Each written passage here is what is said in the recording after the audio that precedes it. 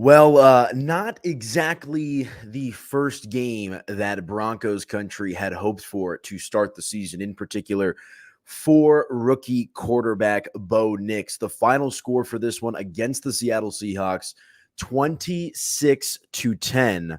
Although I do think that final score may be just a little bit misleading. The Broncos, while they did crawl back at the very end there, had an opportunity if they could have gotten a stop to try to get the ball back and do something special. Just not enough magic, not enough believing, for lack of a better phrase, in this game as they fall week one to the Seattle Seahawks 26-20. We'll break it all down for you right here on your Locked On Broncos postcast. Let's get into it, folks. You are Locked On Broncos POSTCAST, powered by Mile High Sports, part of Locked On Sports Denver, on the Locked On Podcast Network, your team every day. What is going on, Broncos Country, and welcome on into your Locked On Broncos postcast. I am your host, Aniello Piro. You can follow me on social media at Mile High Sports. And you could also, what did I just say? At Media by AP. I meant to say that this is a partnership between Locked On Sports and Mile High Sports. So follow me at Media by AP. Also follow us at Mile High Sports. And let's talk about this Denver Broncos game as they unfortunately come up short in the opening game of the season, losing to the Seattle Seahawks 26-20. And real quick, guys, today's episode of your Locked On Broncos postcast is brought to you by Prize Picks. Go to prizepicks.com/LockedOnNFL and use code all lowercase LockedOnNFL to win $50 instantly when you play $5. More from our friends over at Prize Picks a little bit later on in the program. But double duty. Any of you that were watching the Locked On Rockies postcast earlier today, appreciate you guys. And here we are with my second show of the day. And unfortunately, it is a L show as the Denver Broncos take the loss today. And, it's not completely unexpected. Seattle's a pretty good team. Geno Smith has kind of had this revival in his career. Kenneth Walker, the Broncos just could not figure out a way to slow him down. We'll dive into Bo Nix right here in the first segment. We'll talk about the defense in the second segment, and then we'll do some wrap thoughts to get out of the show and preview next week's matchup against the Pittsburgh Steelers. I'm not sure if Russell Wilson is going to be playing in that game or not, but it's going to be another tough defensive matchup for the Broncos next week as well. So Sean Payton, Bo Nix and company are going to have to get back to that drawing board rather quickly if they want to try to have an opportunity to get to 1-1 with the Pittsburgh Steelers coming into town next week. But guys, I mean, you see the title of the YouTube video, you see the thumbnail. Bo Nix struggled in his rookie debut, just really never looked comfortable in the pocket throughout the course of the game. Made some nice plays, you're rushing for that touchdown there at the end of the game, which brought it within a single score that actually ended up covering the spread. So if you had Broncos 6.5, which is where I saw the number all throughout the week and leading up to kickoff today, you got a little backdoor cover there from Bo Nix, but just not enough juice from the offense today. There were some bright spots. Devon Vele, I thought was great today. Josh Reynolds was fantastic, especially converting on third down. Although, they weren't really great at converting on third down today. But the stat line for rookie quarterback Bo Nix, 26 for 42, 138 passing yards for an average of 3.3 yards per reception. No touchdowns. He did have a rushing touchdown, but no passing touchdowns, and 2 interceptions. His passer rating for the game, 47.5. So, got to get your feet wet. Got to start somewhere. And at the end of the day, guys, like I said, this is not completely unexpected. I expected Bo Nix to struggle a little bit. Throw in the fact that, if you guys are listening to the Broncos podcast with Troy Rank from the Denver Post, if you listen to his episodes or his preview show ahead of the game today, the way that the Broncos were going to win this game today was by establishing the running game, open up some play action for Bo Nix, and, just give him an opportunity to try to settle into this game. And the running game was virtually non-existent. That could be a major cause for concern as we move forward throughout the course of the season. It is one game, but did not like what I saw from the running game. And, Bo Nix just looked like a rookie. Simply put, and for any of you guys that are watching live right now, drop some comments. Let me know what you guys think about the performance today from the Broncos as a whole. But this is the Bo Nix show, right? The Broncos country, the fans are starved for some sort of positive consistency out of the quarterback position. Do I think after one game we can kind of throw all this out the window and start worrying about Bo Nix? Absolutely not. You guys probably saw it throughout the course of the broadcast. John Elway was benched in his first start as a rookie. Peyton Manning was throwing interception after interception after interception throughout the course of his rookie season. So while I think you definitely have to put a good amount of stock into Bo Nix's struggles today, I look at it more as a learning experience and growing pains, which I know might be frustrating to Broncos country because they're starved for success. They want to see something to wrap their arms around and get excited about. But in my opinion, you got to let them work the kinks out. And they were in this game. I mean, it wasn't like they got blown out. Like I got the Cowboy game on right now. They're up 33-16. They paid Deshaun Watson $200+ million, and they can't even throw the ball. You saw the Carolina Panthers today. I mean, with Bryce Young out there, I mean, he looks the Panthers are the worst team in the league. I'll come out and say that right now. And so it could have been a lot worse. And all the rookie quarterbacks struggled today. Bo Nix did. Caleb Williams did. Jaden Daniels was all right. Like, none of the rookie quarterbacks really stood out today. And Bo Nix is no exception in that capacity. So I think the big thing, the one concern that I will say about Bo Nix is the number one trait about him coming out of college was his quick thinking and his decision-making. And I know that this is the NFL, right? It's a much different ball game than it is in college. And he had a bevy of experience playing in the SEC for Auburn for a minute. And then, of course, in the Pac-12 last year with Oregon. But I did not think Bo Nix looked comfortable at all in this game. And it's one of those situations that, there's probably pregame jitters, there's nerves, right? Playing in Seattle, which is one of the most, if not the most hostile place that you can play. So heck of a place to have to make your NFL debut. It was loud. The 12s were out, right? But that was my one real kind of like, all right, maybe there is and I don't want to like go too deep into this. Like, I'm not trying to say like Bo Nix is not going to be good because he didn't look great today, but the processing wasn't there. He would look for the first read was covered. And from there it was, try to find an open man and see if you can make some magic happen. He had a couple in the first half, even in the second half as well, had some open receivers. Cortland Sutton a few times was open, overthrows, bad throws. Again, all things that I think we can kind of chalk up and attribute to just Bo Nix being a rookie and having to get his feet wet in a very hostile environment in Seattle. But it's still a disappointing outcome for Broncos country. And, I wasn't in love with the play calling today, and I know that Denver really struggled to establish the run. I mean, I believe Bo Nix was the team's leading rusher today, 5 carries for 35 yards, an average of 7 yards per carry. He had that touchdown, the long run for 23, of course, but Jaleel McLaughlin and his 10 touches today, only 27 yards generated. Javonte Williams, I mean, that he's going to be critical to the success of this team is Javonte and Jaleel McLaughlin. Javonte, 8 carries for 23 yards, only an average of 2.9 yards per carry. I mean, that's just not going to get the job done. Audric Estime had a couple of carries for 14 yards. And when you're unable to establish your run game, you're just going to put the weight of the world on your quarterback. And we know that the Broncos aren't necessarily deep at wide receiver. Like, I like the talent that they have, but the Broncos are not a team that is built to just spread out, drop back to pass and throw the ball, time after time after time. And Bo Nix threw the ball 42 times today, which in my opinion is a little steep for his rookie debut. And now obviously a lot of that is because you are you're down in the game. You got to play from behind, right? You got to chunk plays, try to put up some points, all that kind of stuff. But at the end of the day, you don't want to have to put the weight of the world on Bo Nix's shoulders to have to drop back to pass and try to find open receivers. So we'll see if Bo Nix and company, Sean Payton and company are able to make the proper adjustments and be competitive next week to try to get the victory against Pittsburgh. I did think there was some nice stuff to see. I love the bootleg. I love the run from Bo Nix that he ends up getting the touchdown on. I'd like to see him maybe be a little bit more mobile in the pocket. Looked a little stagnant there. Obviously, Seattle's pass rush was getting home. That was a problem.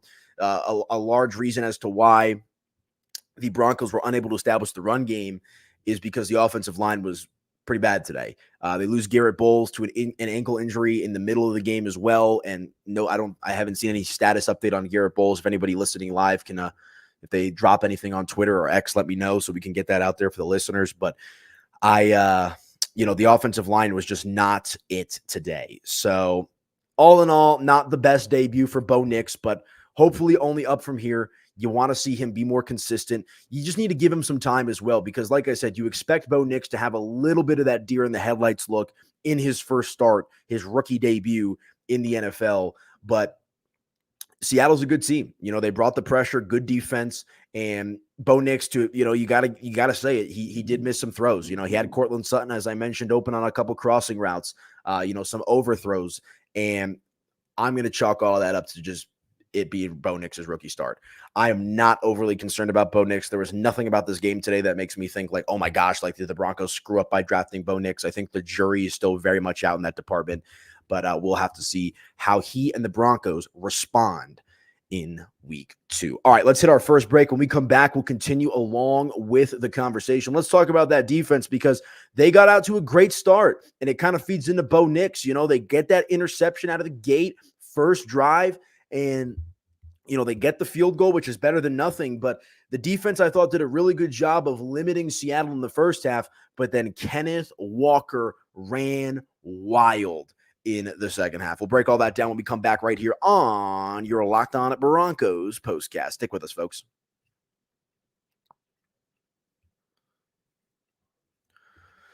All right, you guys, let me tell you about our friends over at Prize Picks, because Prize Picks is America's #1 daily fantasy sports app with over 5 million active members. Prize Picks is the easiest and most exciting way to play daily fantasy sports. Unlike other apps, on Prize Picks, it's just you against the numbers. All you do is pick more or less on 2 to 6 player stat projections and watch the winnings roll in. And for those of you that like promotions and bonuses, boy, do our friends over at Prize Picks have you covered. Here's one for the NFL fans out there, or for the football fans, rather, I should say. 1 Caleb Williams passing yard gets you 1 win on Prize Picks every week in September. That's right. Only 1 yard gets you an automatic win every football weekend in September. That's 4 weeks of free W's. That includes today. So 3 more weeks of free W's.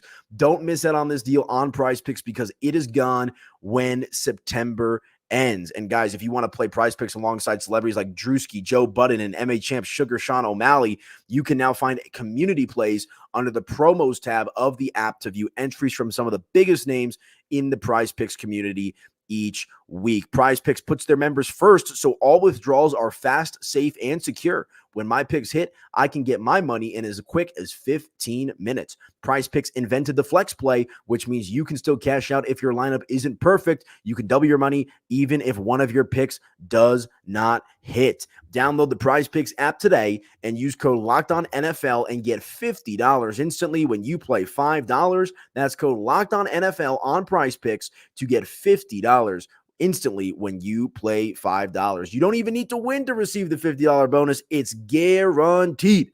Prize Picks, run your game. Be sure to check out our friends over at Prize Picks. Download the app today and use code LOCKEDONNFL and get $50 instantly when you play $5.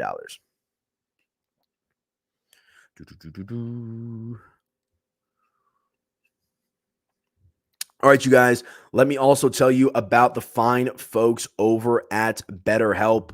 And this show is brought to you by BetterHelp. Be sure to check them out online as well. But why don't we go ahead and spread the good word about our friends? If you're thinking about starting therapy, give BetterHelp a try. It's entirely done online, designed to be convenient, flexible, and suited to your schedule. Just fill out a brief questionnaire to get matched with a licensed therapist and switch therapists anytime for no additional charge. Rediscover your curiosity with BetterHelp. You can visit betterhelp.com/lockedon today to get 10% off your first month. That's BetterHelp.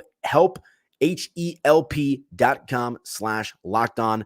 Be sure to check them out, guys, because, kids are always learning and growing, but as adults, sometimes we lose that curiosity. What's something that you'd like to learn? Gardening, a new language, or maybe how to finally beat your best friend at bowling. Therapy can help you reconnect with your sense of wonder, because your back-to-school era can come at any age. And one more time, guys, rediscover your curiosity with BetterHelp. Visit betterhelp.com/lockedon to get 10% off your first month. Again, that's betterhelp.com/lockedon. Okay, welcome on back into your Locked On Broncos postcast. I am your host, Aniello Piro. Hope you guys are hanging in there on this Sunday evening now, as the Denver Broncos unfortunately losing in week 1 to the Seattle Seahawks. Your final score 26-20. And like I said, to open up the show, not exactly the type of start that you would like for the Broncos here in week 1. It was a tough matchup. Seattle's a darn good football team. Seattle's Lumen Field is an incredibly tough place to play. I believe now rookie quarterbacks, that being something like 4-15 straight up since Lumen Field opened. So, this has been an awfully hard place for rookies to try to find any sort of success, and Bo Nix was no exception here today. But the Broncos did start this game out on a high note, generating that interception, an inerrant throw from Geno Smith, picked off by Alex Singleton. That sets the Broncos up with a good opportunity to, try to at least put up some sort of points. They end up getting the field goal. But those are the situations that if you're the Broncos, man, you have got to capitalize on that type of mistake early in the game. Because if you're able to score that touchdown, look, the field goal is great. You got to take any points that you can get. But a touchdown in that scenario is going to put a lot more pressure on Seattle than a field goal would. And again, I think you look at Bo Nix to start the season, he just did not look comfortable in the pocket. And I don't want to get too on them for not scoring the touchdown there, but that was an opportunity that I think the Broncos could have, tried to take a little bit more advantage of. They were advantageous, 2 safeties throughout the game. I got the update on my phone. The Broncos are the first team to record 2 safeties in an NFL game since 2017. So you get 4 points there generated thanks to your defense. But let's talk about that defensive unit here for a second, folks, because I thought Denver's defense was pretty good in the first half. I mean, Denver took a 13-9 lead into halftime. You're feeling pretty good about yourself, right? Defense looks good. Geno Smith looks a little wild. Pat Surtain had some great coverage on DK Metcalf to get the game started. And then this was the interesting part to me. The Seattle Seahawks, with a rookie head coach who's 38 years old and a bunch of coordinators that, don't have a ton of NFL experience, they were able to make more adjustments than the Broncos were with their veteran coaching staff, which includes Sean Payton, who of course is one of the longest tenured head coaches in regards to experience right now in the NFL. Vance Joseph, former Denver Broncos head coach, but longtime NFL defensive coordinator and defensive coach. And Denver, I thought in the second half, got out-coached a little bit. Seattle came out. Maybe Geno Smith just had a bad first half, but Seattle started pounding the rock. Kenneth Walker ran wild, and Vance Joseph's defense just did not have many adjustments. And the unfortunate part about it is not only did they lack some adjustments, they were getting worn down by Kenneth Walker, as I mentioned, but Denver's offense was just non-existent in the second half. I mean, 3 and out, first down, 3. And then it's just one of those situations where your defense was virtually on the field for the entirety of the third quarter, it felt like. And Seattle was able to just pound that rock. Kenneth Walker got whatever he wanted today. 20 carries for Kenny Walker for 103 yards and a score. Geno Smith added an additional 30 yards on the ground and a touchdown for him as well, including that 34-yard run, which was just brutal. But Geno Smith as a quarterback today, while he did settle into a decent groove in the second half, 18 for 25, 171 yards, 1 touchdown, 1 interception. That's a stat line that I'm looking for Bo Nix to have. Bo Nix dropped back to pass today 42 times, and Geno Smith was able to only pass it 25 times, and he's able to lead his Seattle Seahawks team to victory. But Tyler Lockett, he was great today for Seattle, 6 receptions for 77 yards. Some other guys getting in the mix. DK Metcalf, was clamped up a little bit there, only 3 receptions for 29 yards. I thought Patrick Surtain did a solid job there. Zach Charbonnet adds a touchdown reception for Seattle, 2 for 29, but of course with that tutty. And, if it wasn't for the safeties, this game would be, Denver doesn't cover the spread, like whatever it might be, right? But it's one of those situations where for the Broncos, I'm a little surprised that Vance Joseph and Sean Payton didn't have a little bit more adjustment, both on the offensive and the defensive side of the ball. Because while I can discount it a little bit more for the offense just because of the rookie quarterback and all that kind of stuff, like we know that the Broncos defense is solid. They've got some talent, but they just were unable to stop Kenneth Walker. I mean, he would just get the ball, and it was like, let me see what his average yards per carry were here real quick. 5.2. So, that's the thing is you're basically 1st and 10. You're basically halfway there. when you're giving the ball to Kenny Walker. And that really opened up some of the passing game for Geno Smith, was able to just keep the chains moving and keep that Denver Broncos defense gassed. That was my big thing, is the Broncos defense just looked exhausted in the middle of the second half. But when your offense is not going to be able to generate anything positive, when your offense is going to struggle to put up points and your offense is going to struggle to move the chains, that's where you're going to find yourself if you're the Denver Broncos. So they've got to figure out a way to try to slow down their opponents moving forward, at least that run game. And the other thing, one of the adjustments that Seattle made is they definitely picked up the tempo there in the second half. That played right into their hands. Again, Denver's defensive line couldn't get any penetration, wasn't able to pressure the quarterback, and Kenneth Walker was able to just put his shoulder down and run over these guys. So we'll have to see what adjustments Denver makes moving forward. And they're going to have a little bit of a soft opportunity, I would think, next week, right? Whether it's Justin Fields or Russell Wilson.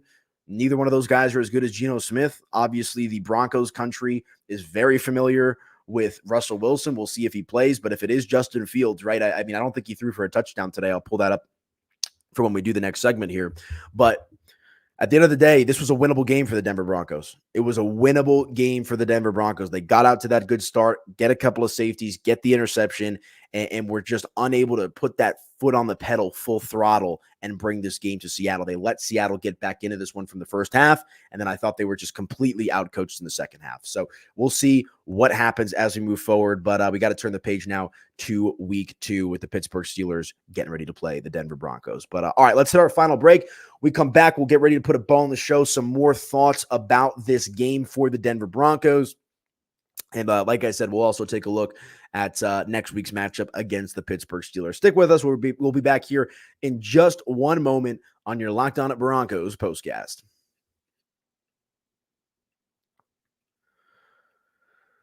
All right, let me tell you about our friends over at Game Time, because guys, if you're not getting your tickets on Game Time, I don't know what to tell you. I get my tickets on Game Time, and you should too.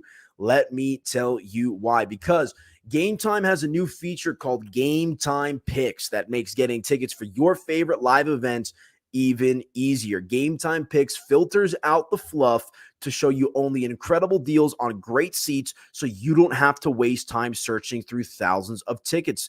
And let me tell you about some of my favorite features on Game Time real quick. I told you about the Game Time Picks. My personal favorite feature is the all-in pricing. When you're on Game Time, you can toggle this feature, and it shows you the total up front with no surprise fees at checkout. Plus, you can get a panoramic view from your seat with their seat views within the app. Plus, the lowest price guarantee, or Game Time will credit you 110% of the difference, and your purchase is covered with the most flexible customer service policy in the ticketing industry. Take the guesswork out of buying tickets with Game Time. Download the Game Time app, create an account, and use code LOCKEDONNFL for $20 off your first purchase. Terms apply. Again, create an account and redeem with code LOCKEDONNFL for $20 off. Download Game Time today. What time is it? It's Game Time. Be sure to check them out, folks. One more time, download the Game Time app. Use that code LOCKEDONNFL for $20 off your first purchase, and let them know that Locked On Broncos sent you. Okay, welcome on back into your Locked On Broncos postcast. I'm your host, Aniello Piro. You can follow me on social media at Media by AP. Also, check us out at Mile High Sports, and make sure to subscribe to the Locked On Sports Denver YouTube channel. For any of you guys that are watching out there, make sure to subscribe. That way you guys never miss an episode. I'm also the host of the Locked On Rockies postcast and the Locked On Buffs postcast. So if you want to hear more of me, if you want to talk some sports, I always love it when you guys comment and give me your guys' opinion. Make sure to subscribe to the Locked On Sports Denver YouTube channel. That way you guys never miss an episode. But all right, before we get to the Pittsburgh Steelers matchup next week, just looking at it, so let's do some positive takeaways. I thought Josh Reynolds and Devon Vele were fantastic today. And Josh Reynolds, only 5 catches for 45 yards, but I think at least 3 of those catches were for first downs. And they had made a note of that on the broadcast that last year with Detroit, I think it was upward close to 80% of his receptions last year were on third down for first downs. And so clearly Sean Payton in the front office, George Payton and company identified Josh Reynolds as a guy that could potentially be a little bit of a safety blanket for quarterback Bo Nix. And in the times where Bo Nix was able to settle into a groove, he was always looking towards Josh Reynolds' way on third down. And the other guy that he was looking towards, and it seems like they have a pretty good rapport, is Devon Vele. And Vele today finishes with 8 receptions for 39 yards. He led the team in receptions. So clearly Bo Nix was trying to find his guy, but really nothing crazy outside of that. Cortland Sutton finished third in regards to yardage, 4 receptions for 38 yards with a long of 17. He was open on a couple of plays, but just bad throws from Bo Nix, overthrows. I think it was in the second quarter. Maybe it was early in the game where Cortland Sutton ran the quick slant route, and he was like a little frustrated that he didn't get the flag called on that. I can't deal with that. I mean, I understand that, these receivers are thinking they're hell all the time, but if you're Cortland Sutton, you need to go out there and set an example for Bo Nix, because I thought Bo Nix, while the ball was maybe a little bit outside, if Cortland Sutton is focusing on getting out of his break to make this reception as opposed to, in his head thinking he's being held, maybe that is a reception. And so I would Sean Payton even made note of this at in his interview coming out of halftime, that the supporting cast needs to be better about building up Bo Nix and helping Bo Nix be set up for success. And look, I'm not going to put this game entirely on the lack of weapons or the lack of explosiveness from the Broncos offense, but I was just, that one play irked me a little bit. Cortland Sutton, I think, has to be better than that. And obviously he's going to be the main point of focus for the Seattle Seahawks defense, but I just thought they left a little bit on the table. But again, week 1, I can't go too crazy. I do have to discount it a little bit, but we'll see. Like I said, Sean Payton and company, I'm sure they're probably looking at the film right now, if we're being honest with ourselves. So they've got to clean some stuff up.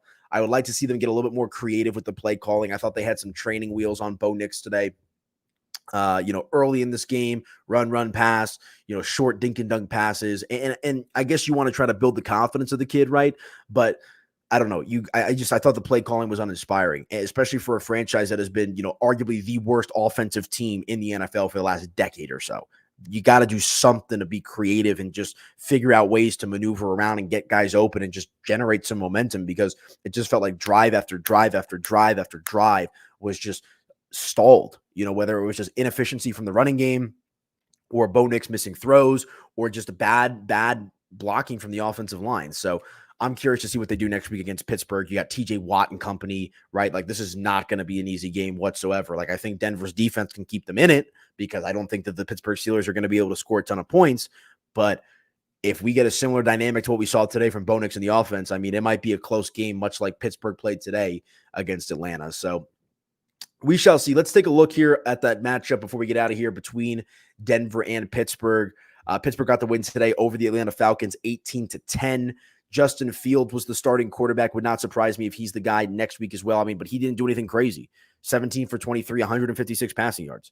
Najee Harris, 20 carries for 70 yards. So he was solid, but not a lot of explosiveness from this Steelers offense. So we'll see if Denver can try to take advantage of that and hopefully generate some explosiveness of their own, But, there's plenty of time for that. But if anyone has any closing comments, go ahead and drop them here real quick as I begin to wrap up the Locked On Broncos postcast. What did you guys think of the game today? What'd you think of Bo Nix? Are you still optimistic? Do you are you jury still out with it? Let me know what you guys are thinking as Bo Nix makes his rookie debut. Again, I said it to start the show. I don't put the only thing I put a little bit of stock, a tiny bit of stock in, is how uncomfortable he looked, because that was the trade chip of Bo Nix coming out of Oregon, is the amount of games that he started at quarterback and his quick processing and sharp thinking. And it looked like none of that was on display for Bo Nix. Is that NFL rookie making his debut? Is that maybe overanalyzing what we saw in college?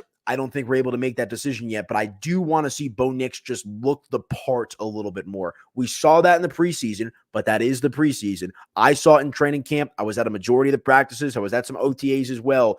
I think he's got the juice. I think he's got the talent, and I think he's just got to get acclimated up here when it comes to playing at the NFL level. So we shall see. But all right, the Denver Broncos losing in week 1. Your final score 26-20. They're 0-1 to start the year. Seattle is 1-0. We'll see if Denver is able to bounce back next week. Mike Tomlin coming to town. You know what Mike Tomlin knows how to do? Win football games. He knows how to win football games, guys. I mean, Justin Fields was not good today. Their offense was awful today, uninspiring. And Mike Tomlin and the Pittsburgh Steelers still figured out a way to win the game. So let's see what Sean Payton draws up and out of his bag of tricks. But again, that's the other big takeaway for me is I cannot believe that Sean Payton and Vance Joseph and that veteran coaching staff got out-coached in the second half by a rookie head coach in Seattle, as well as some coordinators that lack some NFL experience. That is definitely something to keep an eye on because Seattle came out and looked like a completely different team. But all right, folks, that is going to do it for me. Really appreciate you guys tapping in with me. You can follow me on social at Media by AP, and also make sure to subscribe to the Locked On Sports Denver YouTube channel. That way you guys never miss an episode of your Locked On Broncos postcast. I'll be here throughout the course of the season. I'm also the host of the Locked On Buffs postcast and the Locked On Rockies postcast. So make sure to subscribe to the channel. That way you never miss out, and follow me on social at Media by AP. 26-20, your final score. Denver goes down in week 1. Rough start for Bo Nix. Defense looked gassed. We'll see what they've got next week against the Pittsburgh Steelers. Enjoy your Sunday evening, folks. Enjoy Sunday Night Football, and we'll talk to you guys next week.